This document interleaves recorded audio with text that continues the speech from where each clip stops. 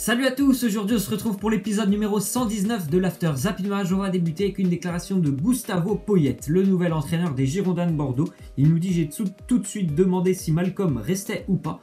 On m'a répondu oui, j'ai dit ok, donc on peut que continuer la discussion. Donc voilà, je pense que pour l'entraîneur, le nouvel entraîneur des Girondins de Bordeaux, c'était un élément important de savoir si Malcolm allait continuer jusqu'à la fin de la saison avec les Girondins de Bordeaux. Donc visiblement Malcolm, il ne va pas partir avant la fin de saison, à moins qu'il y ait une très grosse offre qui arrive lors des derniers jours du mercato. C'est un joueur très important pour Bordeaux, lorsqu'il est très bien physiquement, ce qui est un petit peu moins le cas je trouve actuellement, mais lorsqu'il est très bien physiquement, c'est quelqu'un qui est capable de délivrer des situations qui étaient très mal engagées pour les Girondins de Bordeaux.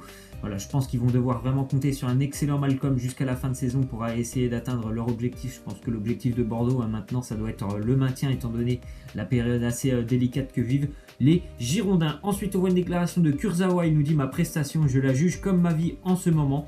Je fais des choses bien et quand je fais une chose mauvaise, ça gâche un peu tout. Donc voilà, on peut revenir un petit peu sur le match de Kurzawa contre Lyon dimanche où il marque un magnifique but.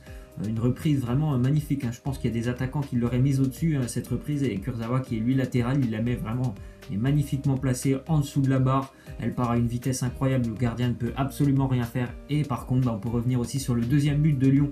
Le but de Memphis Depay, qui est à l'origine du but de Memphis Depay, c'est la perte de balle de Kurzawa. Et c'est vraiment une perte de balle assez inquiétante, parce que voilà, c'est juste une passe, une transversale qu'il veut faire. Et c'est une transversale qui est complètement ratée, qui termine dans les pieds, il me semble, de Nabil Fekir au milieu, qui va aller ensuite chercher Memphis Depay sur le côté. Et voilà, c'est trop tard. Après, Depay, il fait un petit crochet, il frappe ses buts. Donc voilà, Kurzawa, ça peut être très très bon. Comme son match en Ligue des Champions, il avait mis un triplé. Puis voilà, défensivement, c'est très compliqué. Et c'est surtout défensivement que c'est très compliqué pour Kurzawa, parce qu'on ne lui demande pas de marquer des buts à Kurzawa, même s'il en marque, tant mieux. Mais c'est surtout défensivement qu'il doit s'améliorer, parce que c'est quand même assez inquiétant par rapport au match du Real Madrid, qui ont quand même des milieux assez intéressants à le Real Madrid. Donc ça peut être vraiment très compliqué pour Kurzawa face au Real. Ensuite, on voit une déclaration de Dani Alves. Il nous dit: je continue à penser que vous avez esquivé votre décision. Depuis quand ne pas être d'accord, c'est manquer de respect. Si vous voulez vous mettre la faute sur moi, vous pouvez. J'ai les côtes bien larges, j'ai une paire bien placée qui me permet de tenir toujours debout. Il répond un petit peu à Clément Turpin, qu'il a exclu lors du match face à l'Olympique Lyonnais. Alors moi, je trouve que voilà, le carton rouge, il est totalement logique pour Dani Alves. Déjà, le tacle, il est vraiment pas très beau, le tacle de Dani Alves. Donc pour moi, c'était sur un carton jaune sur ce tacle. Et en plus de ça, après, il vient un petit peu en mode énervé devant Clément Turpin, presque faire un tête-à-tête avec Clément Turpin. Je comprends tout à fait la décision et le carton rouge. Après, bon, je sais pas quels ont été les propos entre l'arbitre et Dani Alves, mais pour moi, le carton rouge est totalement mérité pour Dani Alves. Ensuite, on voit que Pascal Dupraz n'est plus l'entraîneur du Toulouse Football Club. L'aventure est terminée pour Pascal Dupraz, avec une nouvelle défaite ce week-end pour les Toulousains lors des dernières secondes d'un déplacement à Montpellier. Voilà, Pascal Dupraz, il est resté 2 ans. Il a quand même maintenu le club il y a 2 ans. La FIFA a donné un avis favorable au transfert de Martin Terrier à Lyon et son prêt dans la foulée à Strasbourg. Donc on va peut-être connaître le dénouement dans les prochains jours. Ça posait problème hier. Il y avait pas mal de clubs de Ligue 1 qui s'opposaient au retour de Terrier après être vendu à Lyon. Ils s'opposaient au retour de Terrier en prêt du côté de Strasbourg. On continue avec une déclaration de l'agent de Karim Benzema. Il nous dit: si Karim veut partir, non, parce qu'il pense que les vrais fans de Madrid sont avec lui. Karim va montrer qu'il mérite votre soutien. Donc je pense que voilà, les vrais fans du Real Madrid sont derrière Karim Benzema, je l'espère en tout cas, parce que voilà, se faire siffler presque tous les dimanches lorsqu'il joue à Bernabeu par une partie du public madrilène, c'est quand même assez triste, parce que comme je l'ai dit hier, je pense que tout le monde a oublié un petit peu ce que Karim a fait pour le Real Madrid depuis qu'il est arrivé, et toutes les bonnes choses qu'il a fait. Je pense que c'est un joueur quand même qui est assez irréprochable. Il donne beaucoup pour le Real Madrid et surtout pour les autres joueurs, donc c'est un joueur assez irréprochable, et ces sifflets, je pense que c'est quand même assez triste de la part des supporters du Real. Ensuite, on voit que le Real Madrid fera une offre pour Mohamed Salah l'été prochain. C'est une déclaration de Hani Abo, c'est le président de la fédération égyptienne. Donc visiblement, il a l'air très renseigné. Soit il est très renseigné, soit c'est juste une déclaration, parce que pour lui, Mohamed Salah est un excellent joueur. C'est le joueur phare, on va dire, de la sélection égyptienne. Et à mon avis, oui, le Real prépare une grosse offre pour l'été prochain.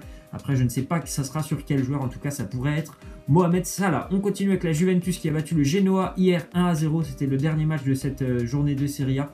Grâce à un but de Douglas Costa, la Juve donc reste à 1 point du Napoli. On voit d'ailleurs le classement de la Serie A. Je pense que la Serie A, c'est l'un des championnats à l'heure actuelle qui est le plus serré. Pour moi, c'est le plus serré des 5 plus grands championnats. Napoli 54 points, la Juventus 53. Et après, il y a un trou avec la Lazio en 3e place avec seulement 43 points. Donc c'est vraiment un championnat très très serré. La Juventus qui a énormément dominé ce match face au Genoa, notamment grâce à une grosse charnière défensive, les deux centraux.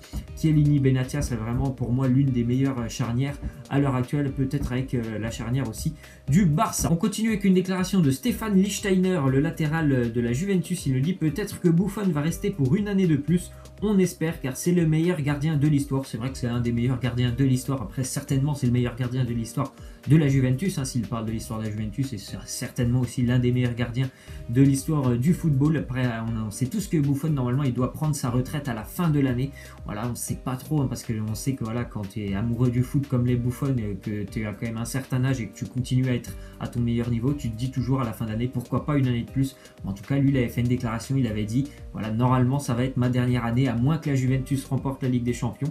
Donc moi j'espère que même si la Juventus ne remporte pas la Ligue des Champions, j'espère qu'il pourra reprolonger pour une année avec la Juve Gianluigi Buffon. On continue donc avec le Paris Saint-Germain qui souhaiterait tout simplement préparer une razzia du côté de la Juventus. Le PSG espère pour le mercato estival, parce qu'à l'heure actuelle le PSG pense plutôt à vendre des joueurs qu'à acheter sur ce mercato. Normalement il y aura l'arrivée de Lassana Diarra, mais ça devrait être la seule arrivée. Donc pour le mercato estival, le PSG préparerait une grosse offre du côté de la Juventus de Turin pour l'arrivée tout simplement de Paulo Dybala et de Alexandro, le latéral, qui pourrait tout simplement remplacer Layvin Kurzawa. En contrepartie, le Paris Saint-Germain pourrait inclure Edinson Cavani qui, d'après les dernières nouvelles, ne se sent plus trop à l'aise du côté de Paris parce que voilà, il y a l'omniprésence surtout de Neymar. Donc la Juventus pourrait récupérer Cavani et en contrepartie, peut-être avec un petit peu d'argent, bien sûr, surtout de l'argent, le Paris Saint-Germain pourrait faire venir Paulo Dybala et Alexandro. Ce serait quand même assez incroyable de la part du PSG, mais on verra tout ça normalement dans la période estivale après la Coupe du Monde. On continue donc avec l'officialisation. Harry Kane est élu meilleur joueur anglais de l'année 2017, ce qui me semble assez logique étant donné qu'il a pulvérisé le record détenu depuis quelques années par Lionel Messi ou Cristiano Ronaldo. C'était tout le temps eux les meilleurs buteurs. Là c'est Harry Kane qui a fait une saison totalement incroyable avec Tottenham. En plus cette année il repart sur les mêmes bases avec les Spurs. Donc c'est totalement logique ce petit trophée pour Harry Kane. On continue avec les meilleurs buteurs européens, le classement. Donc on voit d'ailleurs que Harry Kane est toujours premier avec 21 buts, plus 1. On voit les petits plus 1, c'est par rapport au but de ce week-end, plus 1 pour Harry Kane. Deuxième, toujours Ciro Immobile, l'attaquant de la Lazio, qui n'a pas marqué pourtant lors du large succès de la Lazio ce week-end. La Lazio s'est imposé 5-1. Il n'a pas marqué Ciro Immobile. Ensuite on voit Edinson Cavani 3e, Messi 4e.